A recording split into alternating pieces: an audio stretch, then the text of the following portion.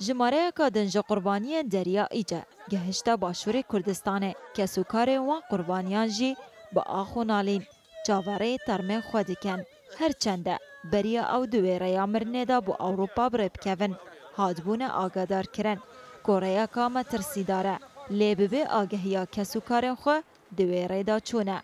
مینا خزانه هاوکاری کو 11 کس جه خزانوی بوین قربانی زۆر مان پێوتن زۆرمان پێوتن هیچی نەبوون گویان لێ نەئاگرتین هەتا چەند جار دانیشتوین قسەمان بۆ کردوون تومانە مەڕۆن بە ڕێگا هەر بژڕن بەو ڕێگایە ناڕۆن زۆر هەموو خزم کە سوکار هەموو پێمان وتون گویان لە کەسمان نەگرتووە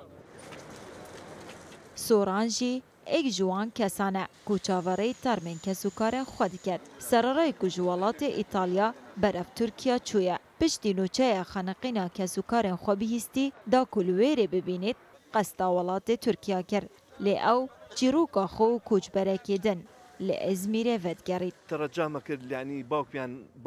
اوانا مغرب نالكا مت اخوي او نالانا زمان شيء او اخنا او بحروانه كابرا اتاسا وكشتيك او تشاوران اي سيك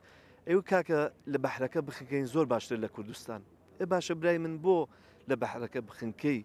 يعني تو او جرگي خود او نالا شي ازانه تو اخيته بحروا و گراندنا ترمنشست قربانی دریایی جل سر ارکی سروک حکومت هرما کردستانه گهشتنا باشور کردستانه لینه دو ماهی کاروانه بلکو او چاوره دیتنا وان ترمانه ین هیان هانه دیار کودناوا دریایی جدا برزنه اوانجی و گرین نوه بو کسو کارنوان ئەمانە ڕۆڵی ئەو میلەتەنە ڕۆڵی ئەم وڵاتەنە کە دەگەڕێن و هەرێمی کوردستان مەراسیمی پێشوازیان بۆ ساز دەکرێت ئیتر چاوەڕوانی ئەوەشین کە ئەوانەی کە تا ئێستا باڵین هیچ زانیارێک لە باران و نازاندرێت لە یۆناان و لە کناری ئەو دەریای کەوانی تێدا نەقومبوون تیمەکان بەردەوامن لە بەدواداچون ل 27 مەهائێکە ئیساڵ سێم گەڕا قوربانیên derya îcabûye ku şêst kes bûn hej ji wan rizgar bûyne û termê 25 qurbaniyan jî gihiştina Başûrê Kurdistanê 19 ji wan xelkê Silêmaniyê û 6 jî Hewlêrê.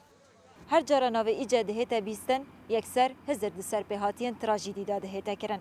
Karwanekê din ya qurbaniyên derya îce ku pêk hatiye ji 25 terman gihişte Başûrê Kurdistanê. Dawiya serpêhatiya wan qaramanan jî hevpar bûye ku ew jî xeniqîne derya îce de. Nalîn Berwarî Rodaw Hewlêr.